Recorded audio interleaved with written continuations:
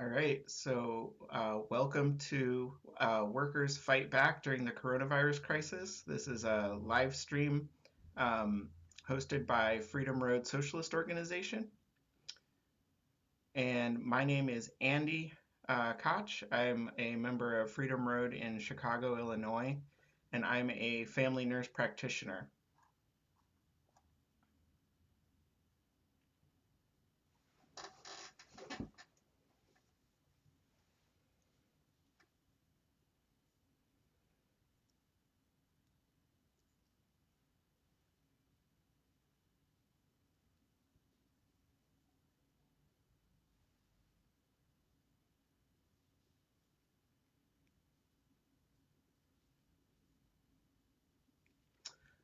Sorry, I was just checking to make sure that the live stream was going.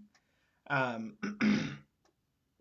so, um, we're going to be talking about the coronavirus crisis and how the labor movement has responded to this.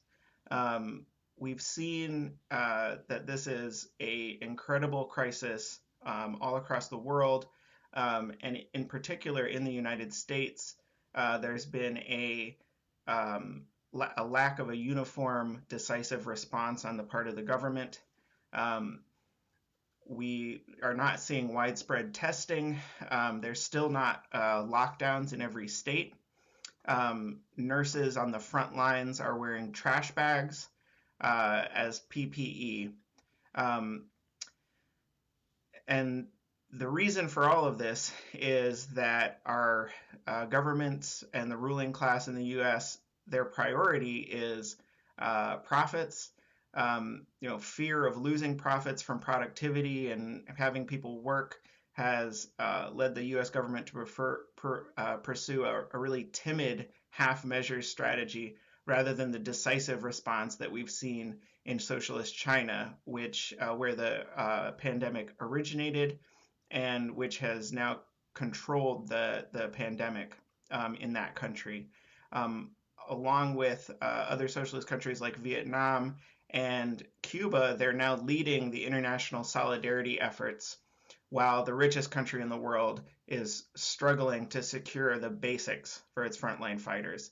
And as of just recently, the US has almost 600,000 cases of COVID-19 and over 20,000 deaths, so the number one deaths in the world.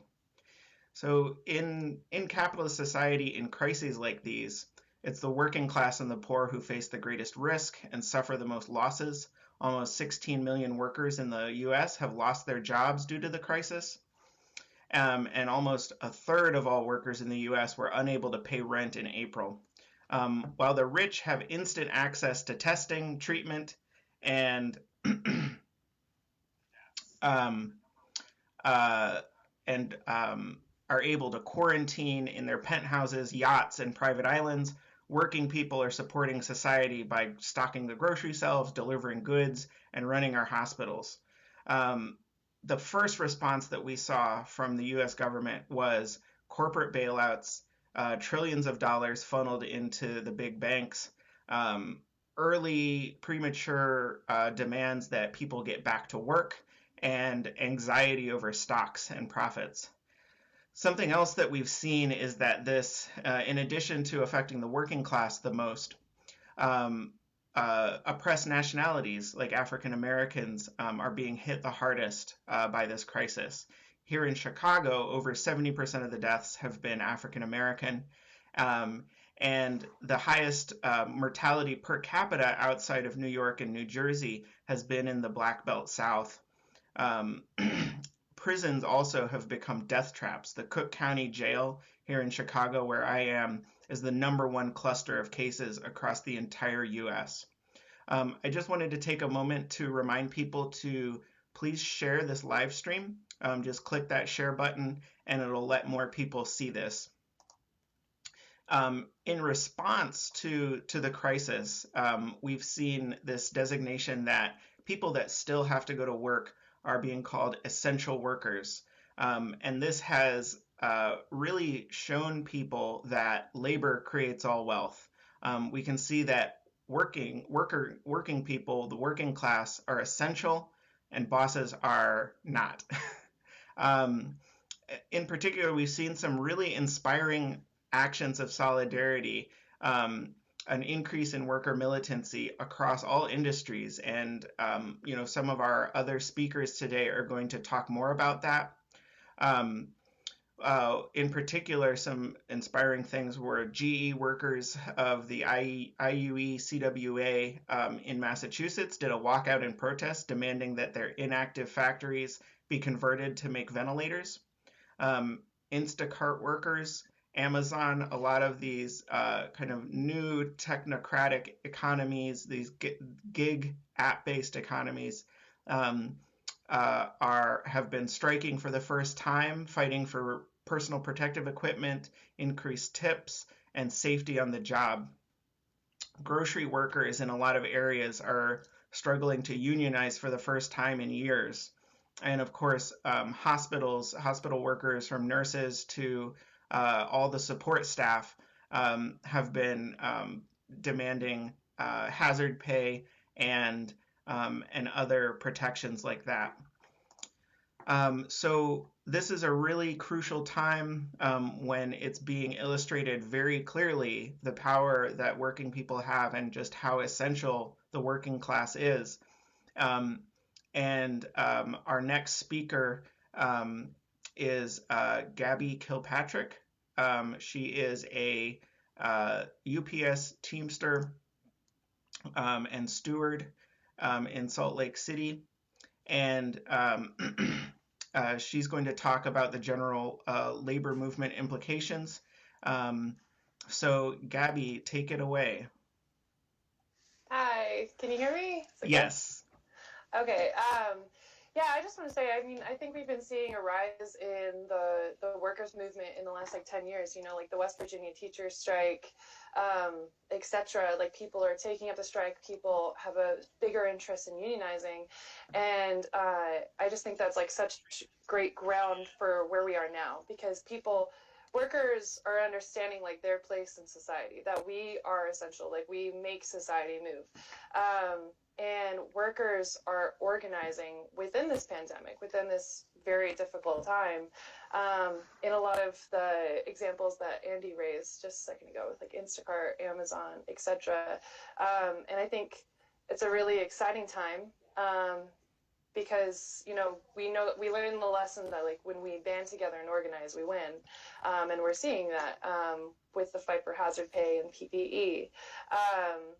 I think it's really interesting that the capitalists or Congress, they bring out this plan to give every worker $1,200, and it seems like a huge sum. Clearly they can just do this, but it's such a small sum in compared to the entire corporate, record-breaking corporate bailout in the United States. I think the Freedom Road Socialist Organization, Labor Commission, we've put together a list of demands on the Trump administration and all businesses in this country, and I'm going to read them out. 1, immediately close all non-essential and non-emergency businesses and services. This is a public health pandemic that impacts every square inch of this country. We need to act accordingly. 2, no worker should suffer a loss of income as a result of the crisis. Whether someone misses work because of a quarantine or a lockdown, misses work because they are sick, or works for a company that closes either temporarily or indefinitely because of the crisis, every worker will continue to be paid. 3, every worker forced to work needs to be kept as safe as possible. Everyone who works in essential or emergency services needs to be provided with the adequate training, personal protective equipment, and supplies in order to do their job with the lowest risk of exposure. 4, every worker forced to work needs to receive an additional hazard pay. Millions of workers are going to put their lives on the line to keep the population safe and prevent the worst pandemic in a lifetime. They need to be compensated accordingly. These are the demands that must be raised from the labor unions on behalf of their members and the working class as a whole. I think that last part is really key. These demands need to be taken into the shop floor and organized among workers. And we're seeing that across the country. It's actually phenomenal. Because, you know, we can't just ask for it, we need to fight for it and we'll win. And we've been doing a little bit of that. Well, we've been seeing it in UPS because Emily, our other speaker, and I made a Facebook group, UPS Teamsters for COVID-19 safety. And we have over 1,300 members. And it's just been a hub of organizing for UPS Teamsters across the country, where you see people fighting for PPE, hand sanitizer, masks, gloves, you know, flyering, doing petitions, doing call-ins. And we saw a huge win with that in Tampa. Bill, who was also on the forum, is going to talk about that. But yeah, I mean, this is a crisis, but it shouldn't be, the workers need to be protected in this time. I think it's great that we're calling workers heroes. I mean, I think working class heroes exist every single day. We make the society run. We make the whole world run. But it's interesting because we're being thanked for like sacrificing, you know, like thank you for sacrificing for your community. I hear my boss say that every day, like, thank you for sacrificing for our customers. And the thing is like, I'm not choosing to make this sacrifice, you know. I need it so I can eat and so I can survive this pandemic as well. And I think that's why it's just so important. And it's so exciting in the workers' movement to see organization just at like such a higher level. Because, right, when we organize, we win. And I think, too, I want to mention the Freedom Road Socialist Organization. We have a really incredible strategy within the labor movement. And I'm a Freedom Road Socialist Organization member. I've been one for 7 years, and I think it's the best strategy. And if you'd like to read more about it, you should find the pamphlet on shop floor organizing. I believe Andy will post a link in the chat. But if you'd like to read more about the Freedom Road labor strategy, you should check it out there.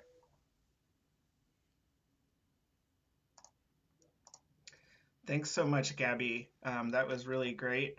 I'd like to remind everybody watching, if you haven't shared yet, please click share on the live stream. And that'll help get this out a little further. Next up is Thomas from Freedom Road Chicago, who is a diverse learners educator and a member of CTU Local 1. So take it away, Thomas. Hello, everyone. So like Andy said, I'm a public school teacher in Chicago. I just had a couple comments about how the crisis is affecting many of our students and the response that the union has taken to the crisis. So I think the first thing that the crisis highlights is that there is a dramatic divide of inequality to that capitalism causes. So I think the first way that is shown is in the digital divide, that many of our students don't have access to technology. So we're being asked to roll out something called remote learning, which basically means we're going to be trying to teach students from home in their homes. And many of the students that I teach on the southwest side in Little Village. Many of them don't have technology. I have been able to get some students computers, but there's many students that we have not been able to contact, and it is uncertain whether they will be receiving technology. And so that's part of the efforts that we are trying to do to reach as many students as possible. Another way that the divide is showing is in a social emotional divide. So, for example, you know, a student who is quarantined in his home on the north side, which is a predominantly rich and white neighborhood, their parents can work from home. They have some sort of stability. There's financial stability that they have. It's less of an emotionally distraught time, whereas students that I work with, many of them are undocumented. Undocumented families aren't receiving help from Trump bucks. They're not receiving unemployment. and so their status with regards to income and with regards to rent is very tenuous, which causes a stressful environment at home. Many of my families don't speak English, and so there's another barrier with them learning from home is their parents aren't able to help them. The Chicago Teachers Union has taken a strong response to this, trying to take all of this into account in setting up remote learning. I'm just going to read a quote from the union. Remote learning will never replace in-person classroom instruction. Our work with special education students has shown that equity issues abound before remote learning and won't be solved by it. Yes, we need devices and internet access for every one of our students, but we also need affordable housing, healthcare for all, and homeless and trauma supports. And so not only do we need to address the learning situation, but the class situation that many of our working families find themselves in, not being able to make rent, not being able to have health care.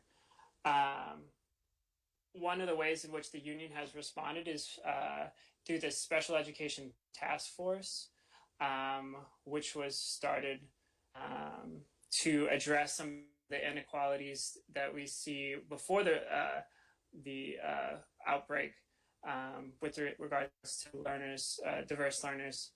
It's a group of parents, teachers, disability rights groups, and this last week we had 140 people on Zoom calls to try to brainstorm solutions to the digital divide and the learning expectations for students with disabilities.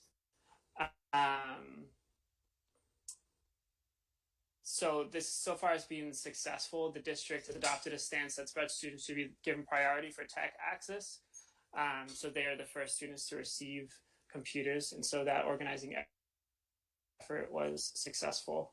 If anyone is interested, if any other teachers are out there listening to this and wants to know how to start your own SPED task force, you can find for Justice on Twitter. She is one of the leaders of the Special Education Task Force. I had just a couple more comments. I know I'm running down for time, but I just wanted to say I think that is something that is important is that there's a marked difference between districts and educational systems in which there are strong unions and in which there are not strong unions, and that can be seen here in Chicago just with the difference between how Chicago Public Schools it has responded and how charters have responded to the crisis.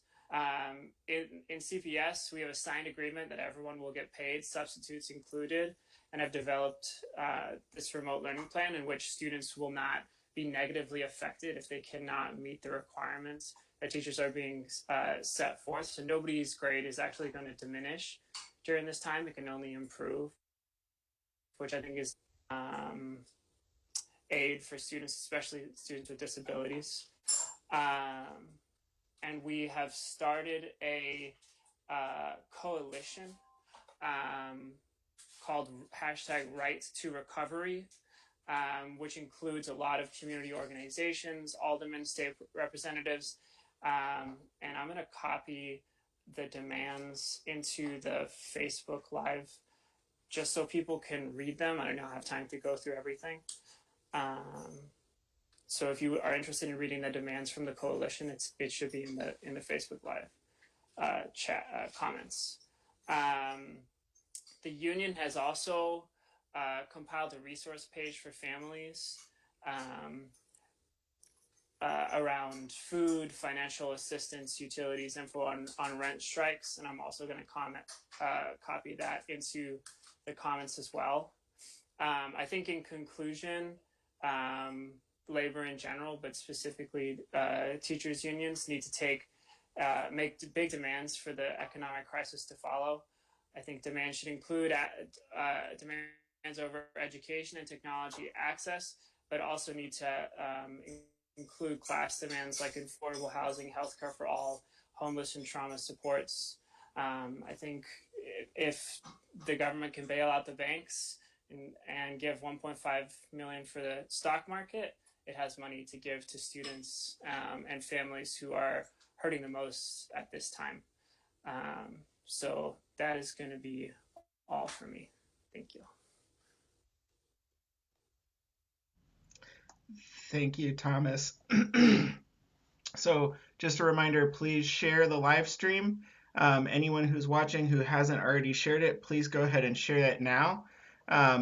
Next, we're going to have Emily from Lansing, who is a Teamster at UPS, and is going to be talking more specifically about the struggles that they've been undergoing there.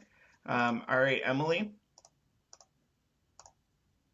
Hello, thanks for listening.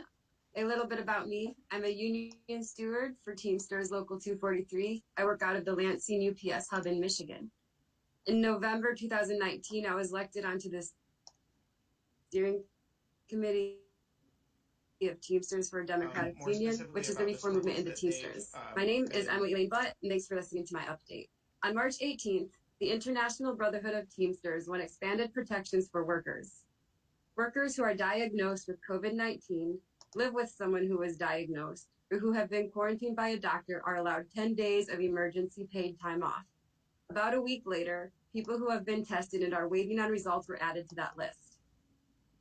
Beyond that 10 days, workers can apply for short-term disability if they qualify for self-quarantine, which is determined by a doctor.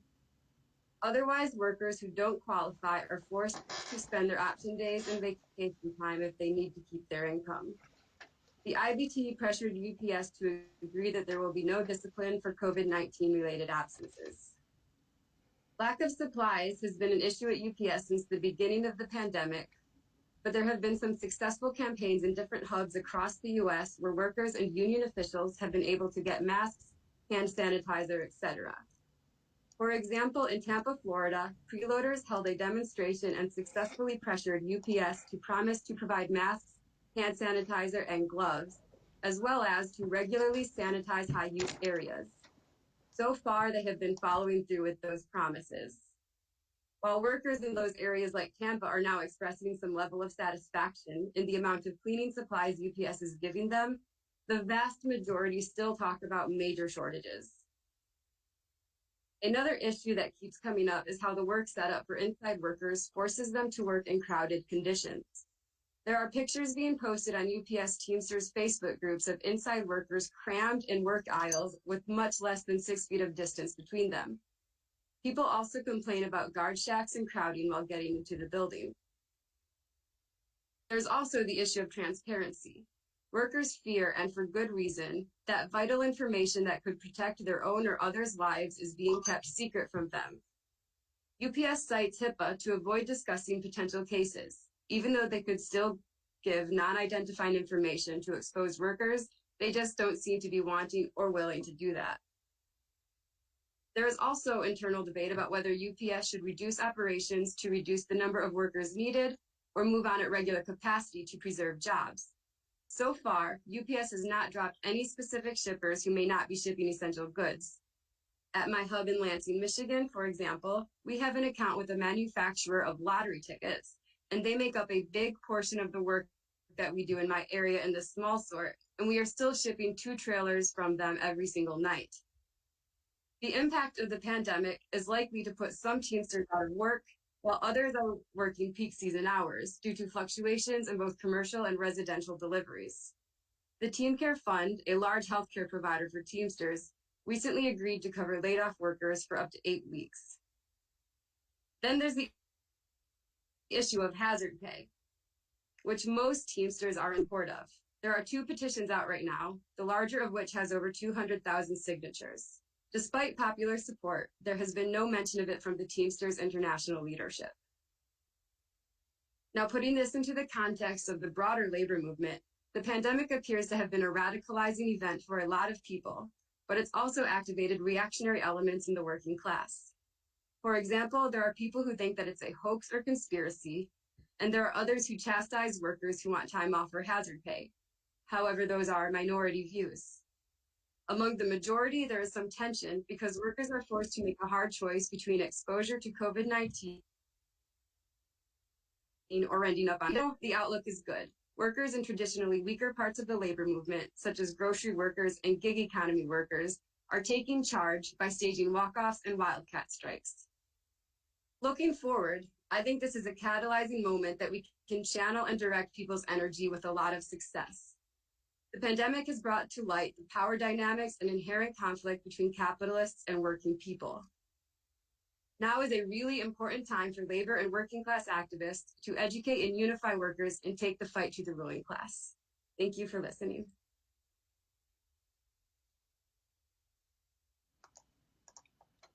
Thank you, Emily. Just a reminder to please share the live stream. And our last speaker before we go to Q&A is going to be Bill from Tampa, who is a rank and file Teamster at UPS, and where they recently won a struggle to get PPE for the workers there. All right, Bill. Hey, everybody. So yeah, I'm a rank and file Teamster down here in Tampa, Florida.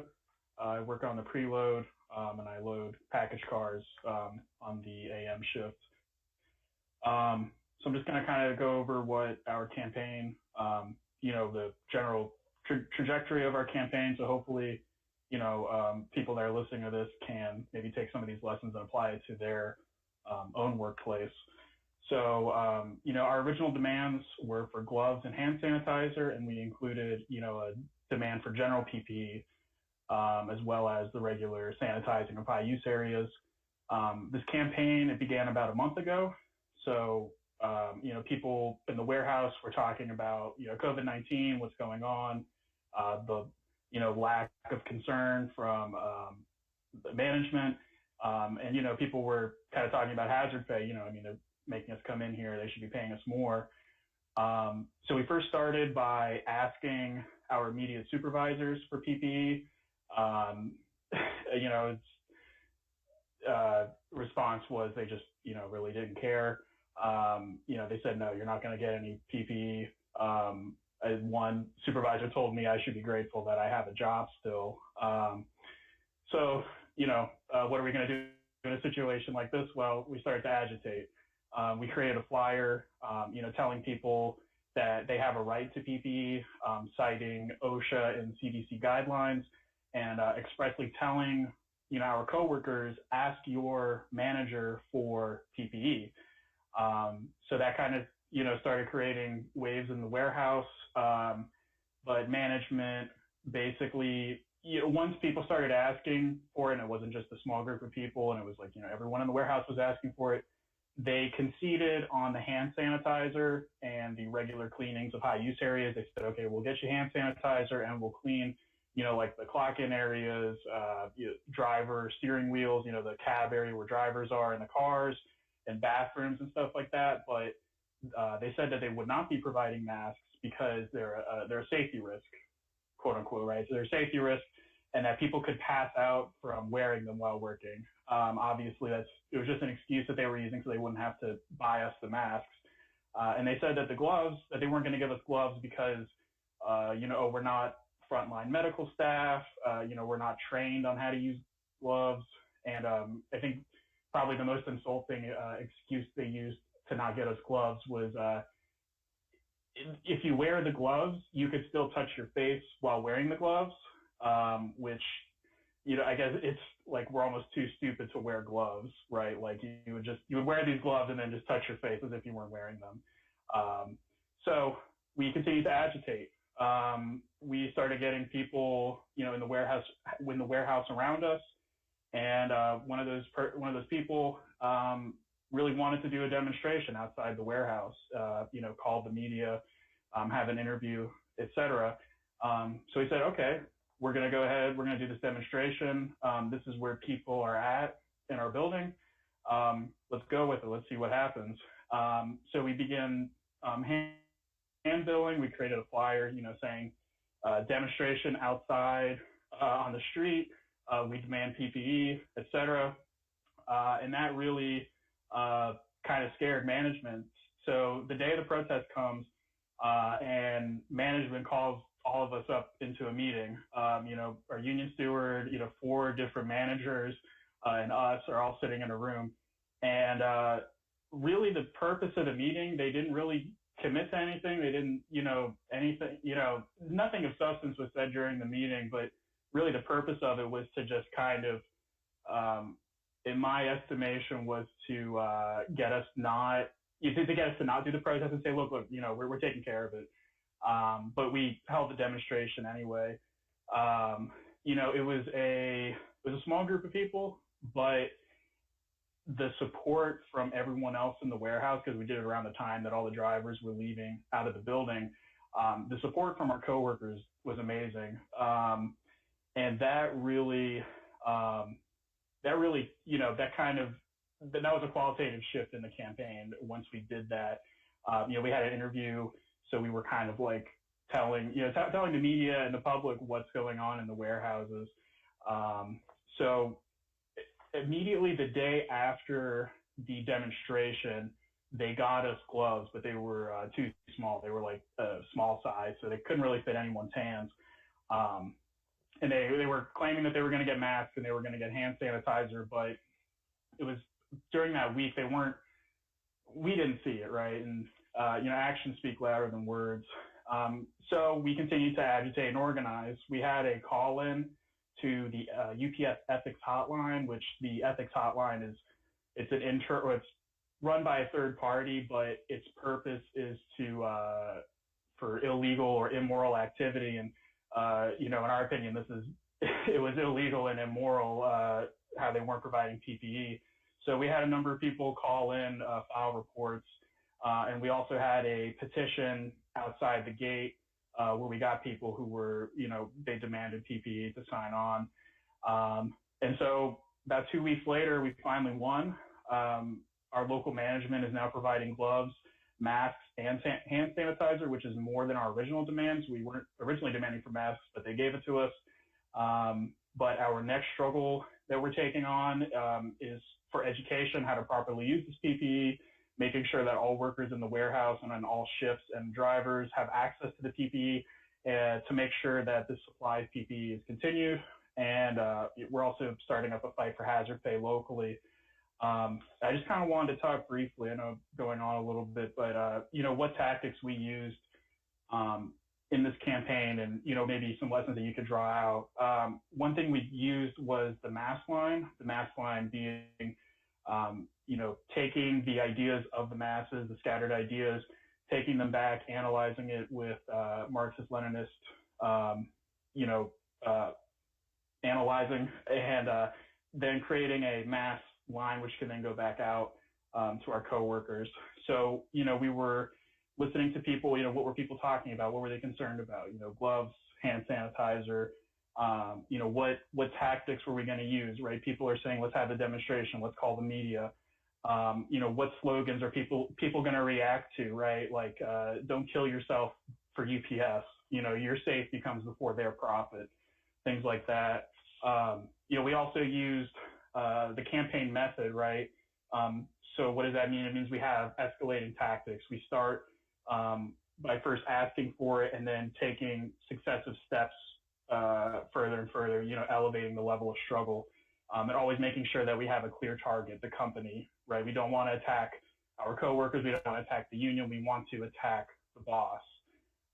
We try to involve as many people as possible, right, through mass action. So like the demonstration, the call-in, the petition, et cetera. And we made sure that we summated with our coworkers through each stage of the campaign, right? We don't want the boss giving the summation of what's going on. We want to give our summation, right? Because if the boss is going to give their summation, they're going to say, oh, this is stupid, this is pointless, et cetera. No, we want to say, look, we're winning, we're striking blows against the boss, and we can actually win this. And another thing that we were definitely cognizant of was the militant minority. What is the militant minority? It's an advanced group of workers within the warehouse or whatever workplace who want to attack the company, right? And they want to put their union on a class struggle basis. So we wanted to make sure that we were organizing with this militant minority, that we were identifying these people and trying to bring them in to our campaign, because as I mentioned before with the demonstration, it was only about, it was less than 10 people, but we knew that the whole building was still on our side, right? Even though there was a few amount of people out actually demonstrating, we were able to win over a majority of the people in the warehouse, right? So that's all that I've prepared for today. Thanks so much, Bill. That was really great. So we're now going to be taking questions from folks viewing the live stream right now. Just another reminder to please share the live stream. That helps this get out farther. And I'd also like to take a moment to, in the chat, I'm going to be posting a link to the Freedom Road Socialist Organization page, FRSO.org. If you're interested in joining a socialist organization that has a working class orientation and a national labor strategy that we've been talking about this whole time, there is a form that you can fill out that's an interest in membership form, and I'm going to post that link right now.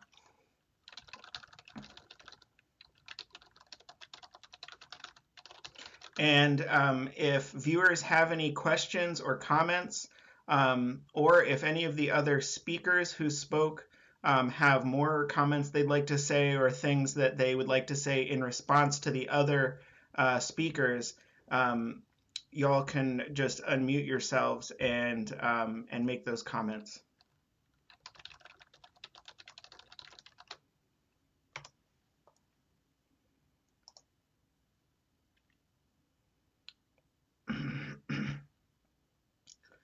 And until we get a question in, I'm going to just talk a little bit more.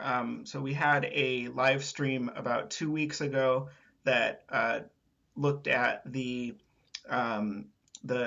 differences between the socialist response to COVID and the capitalist response.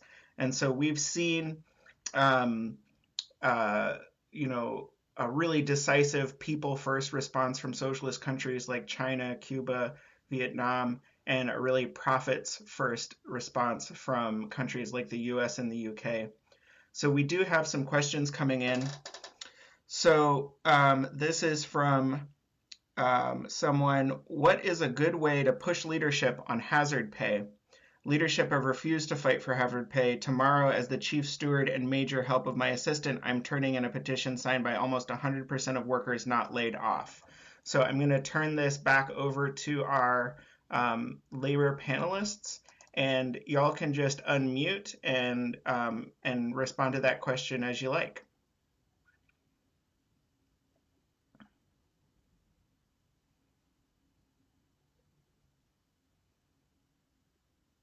I'm going to put Emily on the hot seat and say, Emily, take this question.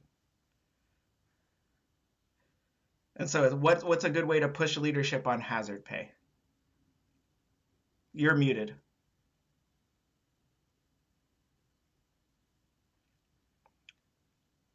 Emily, unmute.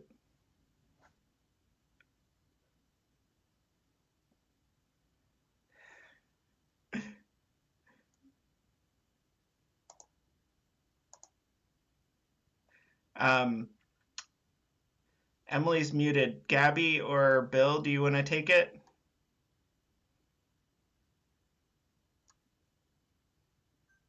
Okay, there we go. I think I forgot to unmute my microphone, so I was yes. talking. All right, so just repeat everything you just said. All right, so I think the problem, and I think we're seeing this at UPS as well, we have, like I said, 2 petitions. The one with the most signature has 200,000 signatures on it. But despite the amount of pressure coming from workers, UPS still has the final say and the ultimate authority on whether we actually get that hazard pay or not. So my thoughts are that if pressure from the workforce is not going to cut it, it's not seeming like it's enough, then maybe going to like local media or broader media or getting community support and community pressure on top of that. And I think right now with this pandemic and how much support there is for people continuing to go to work, that's more feasible in the context of this pandemic. Awesome, thank you. This is Gabby. Can I add to that? Yeah.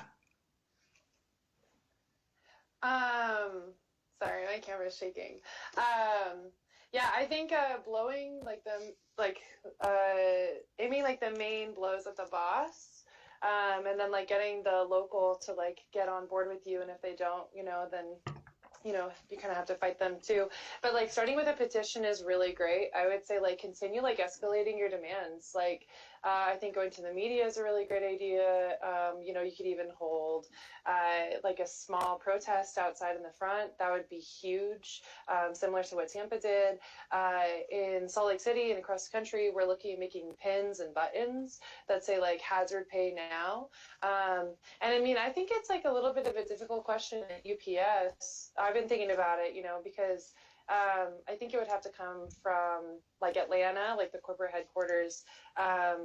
But I mean, like, that's why, like, I think like the Facebook group we were talking about is so important is, we're going to like make these pins, make these buttons. We have this huge petition and we're going to make it a national movement for hazard pay and get as many people on board as possible. Because that's what it's going to take to win this demand.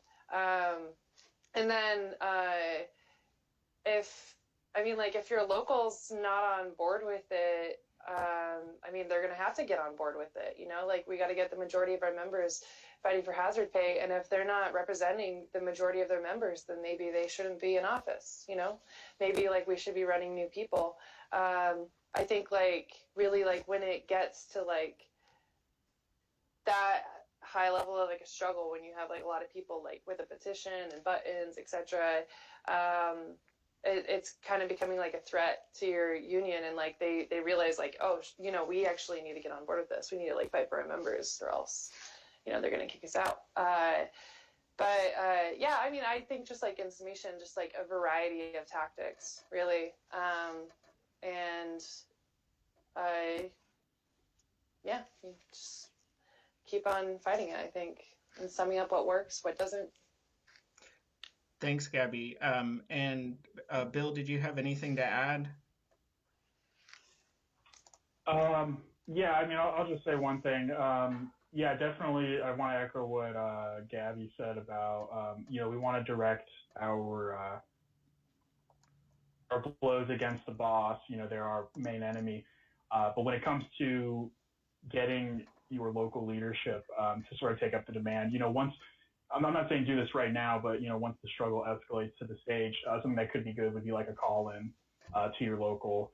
It doesn't have to be antagonistic, right? But it can be like do you want hazard pay? Let the local know that you want hazard pay. And if you can get, if you can blow up or if you can flood their phone, it's something that they can't ignore. And at that point, if they're not willing to give those concessions, then again, as Gabby said, maybe it's time to take them out of office and, put in a leadership that'll actually fight for the rank and file members.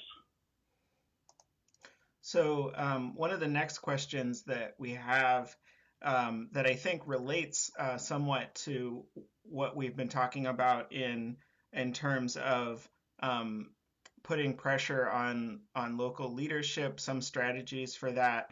Some of the folks mentioned reaching out to the community. And so the next question I think relates closely to that. Do speakers have anything more to say on the Labor Community Alliance? So I think, we've addressed that a little bit on how to, win struggles in the workplace. But if our folks could talk a little bit more about that, the Labor Community Alliance, and I'm going to say, Thomas, I think this has been a big aspect of the strategy of Chicago Teachers Union. So if you could take that first.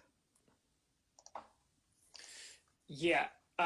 So I think that there's two ways in which I mentioned that there already is a labor community alliance. The first way is through the Special Education Task Force.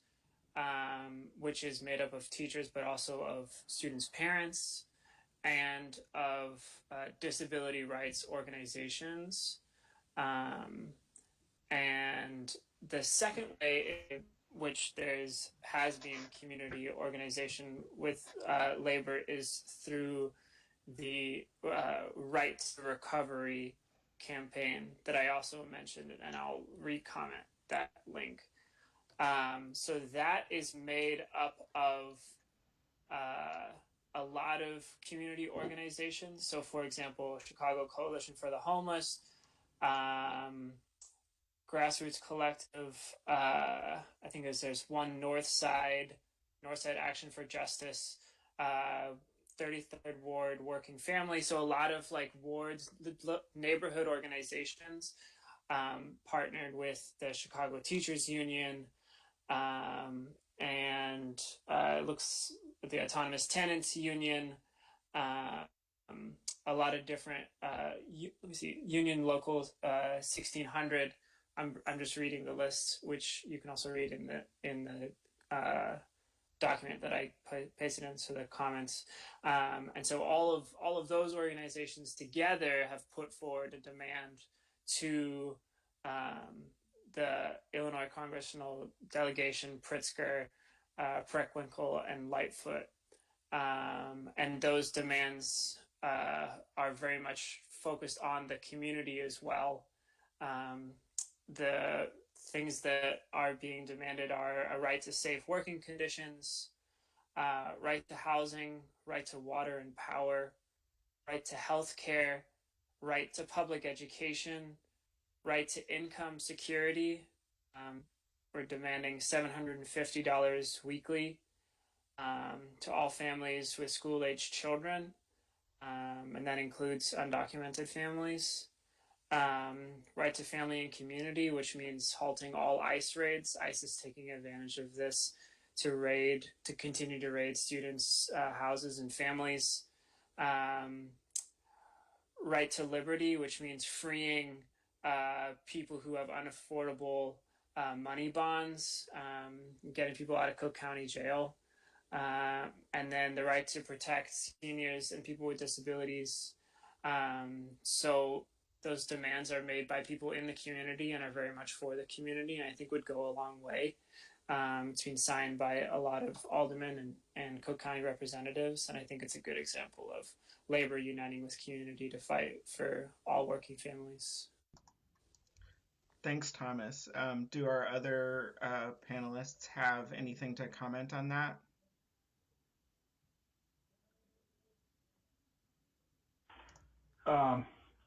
Yeah, I just briefly would say that I mean, in our struggle, it's been said before that the public pressure in the community was something that was really it was crucial to our campaign, right?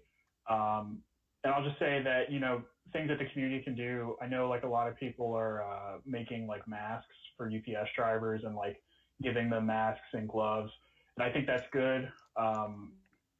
That sort of activity it's not bad, but I think at least in the case with UPS for getting these demands, if people were to like put pressure on UPS publicly, I think that would be really, really good, because for them, right, they're looking at it as a profit thing, right? And if they see that the public pressure is there and that they're losing, they're getting bad PR from it, it's going to make them move. I mean, we didn't get a statement from the company nationally until there was like a op-ed, or not an op-ed, but a piece in the New York Times covering working conditions. So I would definitely, as far as the community aspect of it goes, like linking up with workers who are fighting for it and definitely pressuring the company from the community would be extremely good. Thanks. Our next question is, have any of y'all's coworkers come down with the virus? I know that there's been in Chicago at least 2 UPS drivers or UPS workers. I don't know if they were drivers specifically, but at least 2 UPS workers who have died during this crisis. So What have y'all been seeing? Have you had coworkers who have gotten sick?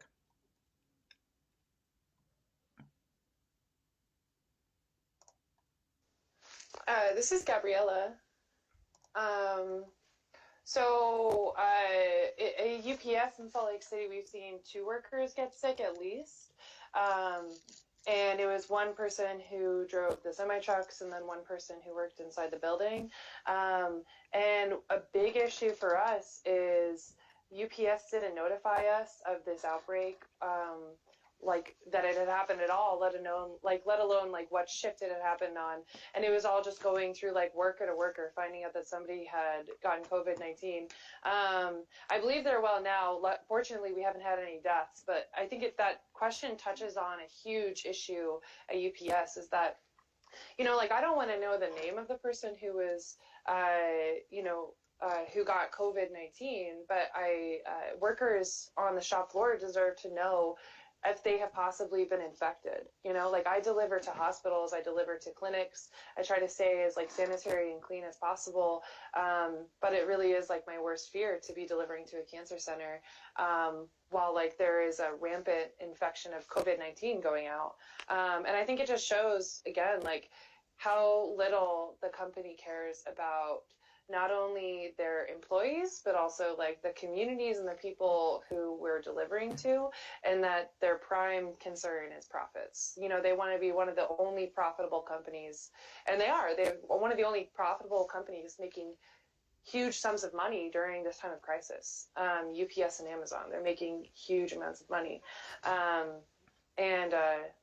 Sorry, I kind of like took that from one way to another, but the fight for UPS to notify us when people in the workplace have COVID-19 is also a big part of our demands at UPS, because they're not following that. Thanks. So we do have a comment from, not a question, but a comment from viewer Kobe Guillory, who is an organizer with the Chicago Alliance Against Racist and Political Repression. And this is regarding the Labor Community Alliance, that organization in Chicago has a long history of working closely with labor organizations and unions. And in particular, as we mentioned at the beginning of this live stream, the jails and prisons are a real danger. In the situation of a pandemic like this, those incarceration institutions really become death traps, because you cannot social distance in jail, and they are denied even basic things like soap, let alone hand sanitizer, masks, gloves. And so a big demand from the movement has been to release people, get them out of this crowded environment. And that's a big struggle that the Chicago Alliance has been engaging in. Maybe we can do a live stream, upcoming about that struggle, because it's really been huge. Like we also mentioned, the Cook County Jail is the #1 hotspot of cases in the whole country, possibly in the whole world. So this is a hotspot, is a cluster of cases where the people were all confirmed to contract the virus from the same environment. So other hotspots include cruise ships, or certain conferences where people gathered, and then a number of cases came out of that. Right now, the last numbers that I saw were over 500 cases with the Cook County Jail, and there have been some deaths already. There's certainly to be more. So there's a big struggle in the community to release people.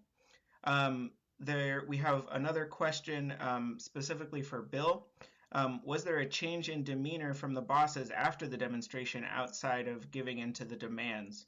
Additionally, what was the response from the local union leadership to the struggle? Yeah, so the demeanor from management, I would say it changed really once we threatened to do the demonstration in the first place. It went from being more of a dismissive, apathetic, sort of response to, oh, we're working on this, don't worry. And it definitely changed after the demonstration.